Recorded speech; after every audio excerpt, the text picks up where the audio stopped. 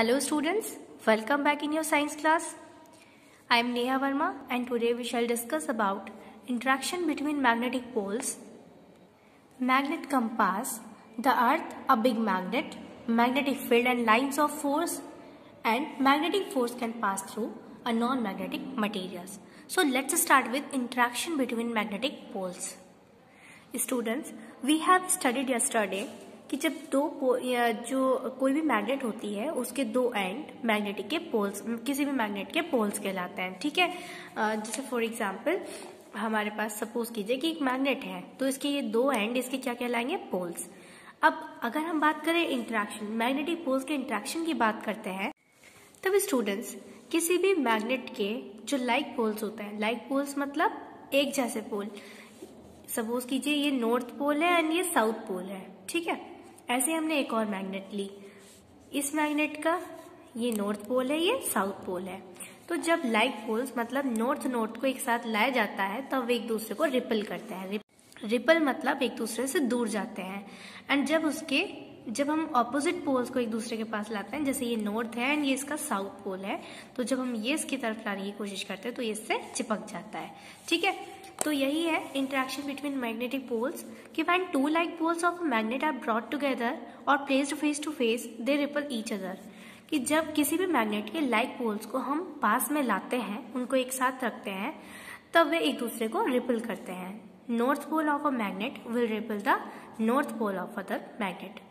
एक मैग्नेट का north pole other magnet के नॉर्थ पोल को रिपल करता है, जबकि एक मैग्नेट का नॉर्थ पोल दूसरे मैग्नेट के साउथ पोल को अट्रैक्ट करता है। So opposite poles attract each other. Opposite pole एक दूसरे को अट्रैक्ट करते हैं। North pole of a magnet will attract the south pole of other magnet. Clear? अब यहाँ पर कुछ इंटरेस्टिंग फैक्ट्स है, जैसे like poles of two magnet repel each other, unlike poles of two magnets attract each other, A magnet always attracts iron pieces। और magnet हमेशा iron piece को attract करती है। ठीक है, वैसे आयरन के अलावा वह निकेल या कोबाल्ट से बनी हुई चीजों को भी अट्रैक्ट करती है। Now a next topic that is magnetic compass. Students, magnetic compass एक ऐसी डिवाइस है जिसका यूज हम डायरेक्शन का पता लगाने के लिए करते हैं। स्टूडेंट्स, मैग्नेटिक कंपास को ज़्यादातर नाविक यूज करते हैं, मतलब जो शिप वगैरह में ज़्यादा यूज किया जाता है, क्योंकि पानी के अंदर डायरेक्शन का पता लगाना थोड़ा सा मुश्किल हो जाता है, इसलिए वहाँ पर मैग्नेट कंपास का यूज करते हैं। So a magnetic compass is a device to learn about the direction at a place. यानी मैग्नेटिक कंपास वह डिवाइस है जो किसी भी प्लेस पर यानी किसी भी जगह पर डायरेक्शन का पता बताती है। The property of the magnet to rest in north south direction on being suspended freely is widely used to learn about the direction specially on sea. हमें पता है कि जब हम एक मैग्नेट को फ्रीली लटकाते हैं तब वह नॉर्थ साउथ डायरेक्शन में ही रुकती है, तो उसके इसी डायरेक्शन में ठहरने के बेसिस पर हम उसको डायरेक्शन पता लगाने के लिए यूज करते हैं।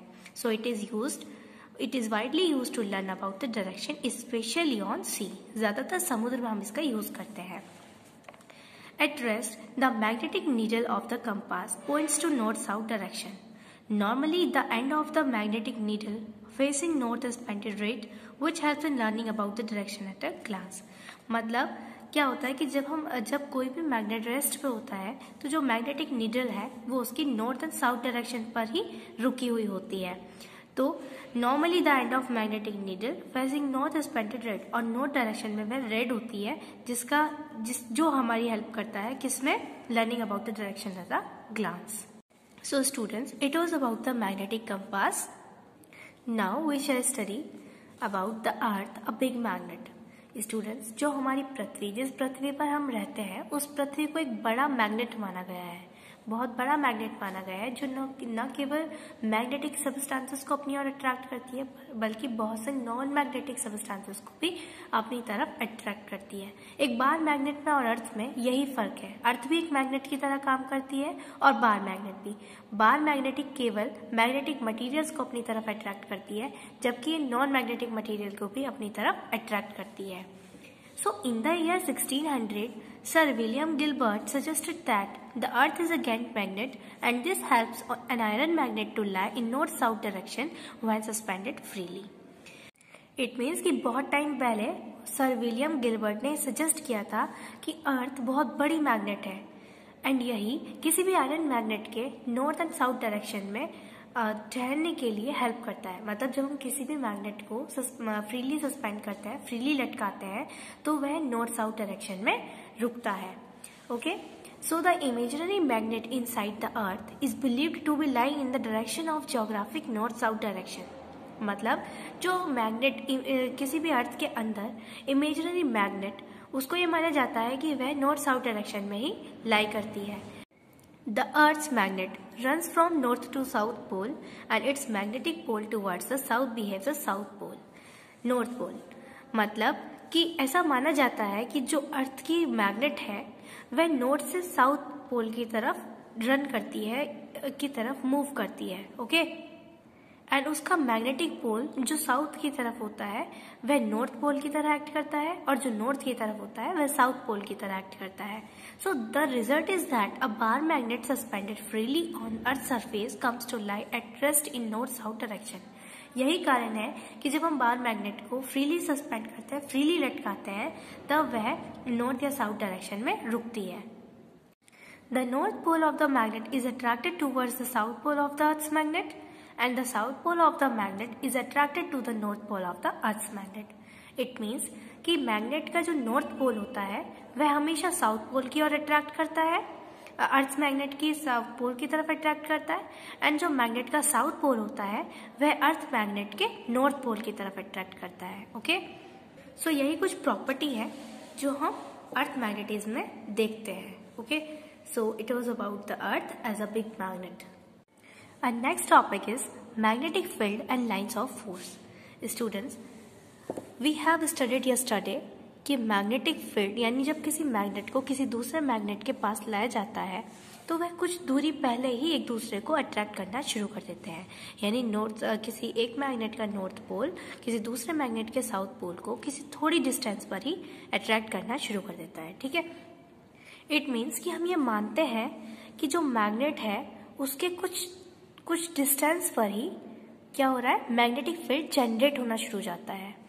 फॉर एग्जाम्पल, जब कोई एक मैग्नेट जिसका ये नॉर्थ पोल ये साउथ पोल, एक दूसरी मैग्नेट जिसका ये नॉर्थ पोल ये साउथ पोल, ठीक है, तो जब हम उसको एक दूसरे के पास लेकर जाते हैं तो वो कुछ डिस्टेंस पर ही एक दूसरे को अट्रैक्ट करना शुरू कर देते हैं। इसका मतलब हम ये मान सकते हैं कि वहां पर मैग्नेटिक फील्ड जनरेट हो रहा है जो उसके पोल से, जिसका ओरिजिन उनके पोल से होता है, मतलब उनके एंड से, किसी भी मैग्नेट के एंड से होता है। ठीक है, यह मैग्नेटिक फील्ड इसके आसपास काम करने लगता है। ठीक है, मतलब अगर हम यहाँ पर किसी और मैग्नेट या किसी भी आयरन से बनी हुई चीज को लेकर जाएंगे, किसी भी वस्तु को लेकर जाएंगे, या तो वह इससे रिपल होगी या अट्रैक्ट होगी, तो हम ये कह सकते हैं कि मैग्नेटिक फील्ड की लाइन यानी फोर्स ऑफ लाइन जनरेट होना शुरू हो जाती है। ठीक, so students, since magnets can affect each other और even non magnetic piece of iron from a distance without coming in contact with one another। मतलब बिना किसी एक दूसरे के कांटेक्ट में आए दो मैग्नेट एक दूसरे को कुछ डिस्टेंस पर ही अट्रैक्ट करना शुरू कर देते हैं। They are said to have a magnetic field around them. ये कहा जाता है कि उनके आसपास मैग्नेटिक फील्ड जनरेट होना शुरू हो जाता है।